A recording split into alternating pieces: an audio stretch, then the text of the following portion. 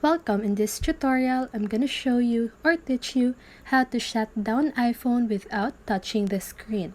So if you want to know how I did it, just keep on watching. So first of all, you cannot see what I am doing, but you just need to follow my steps, okay? So first of all, you want to long press your power button at the same time your home button, okay? So just go ahead and press it until your screen will be black. Okay, so once your screen turned black, you can just go ahead and wait for a minute, and you can now do whatever you want to do with your phone. Okay, so that is how you shut down iPhone without touching the screen.